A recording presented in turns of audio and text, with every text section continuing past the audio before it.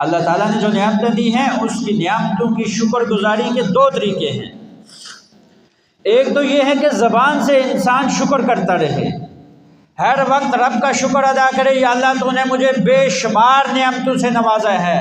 بہت سارے ایسے لوگ ہیں جن کو میں دیکھ رہا ہوں جو نعمتیں مجھے ملی ہیں وہ ان کو نہیں ملی، اس پر میں رب کا شکر ادا کرتا ہوں۔ دوسرا طریقہ یہ ہے کہ عملی اعتبار سے ان کا شکر ادا کیا جائے۔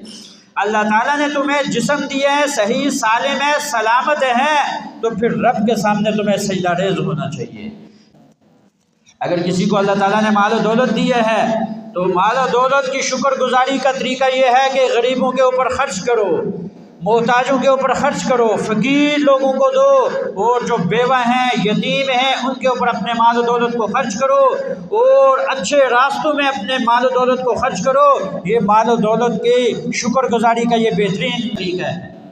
اگر اللہ تعالیٰ نے کسی کو عہدہ اور منصب دیا ہے، معاشرے اور سوسائٹی کے اندر اگر اللہ تعالیٰ نے کسی کو عزت دی ہے تو اس کو چاہیے کہ اپنے اس جو عہدہ اور منصب ہے اس کا خیال رکھے۔ میرا جو عہدہ ہے، یہ جو میرا منصب ہے، یہ مجھ سے کیا تقاضا کر رہا ہے؟ کہیں کوئی فقیر اگر میرے دروازے پر آتا ہے میں اس کو دھتکار دیتا ہوں، اور اگر کوئی مالدار بڑی گاڑی پر میرے گھر میں آتا ہے، میرے دروازے پر آتا ہے، تو میں بازو پھیلا کر اس کا استقبال کرتا ہوں۔ یہ اپنے عہدے اور منصب کے ساتھ یہ نہ وفاداری ہے اور نہ اس کی شکر گزاری ہے۔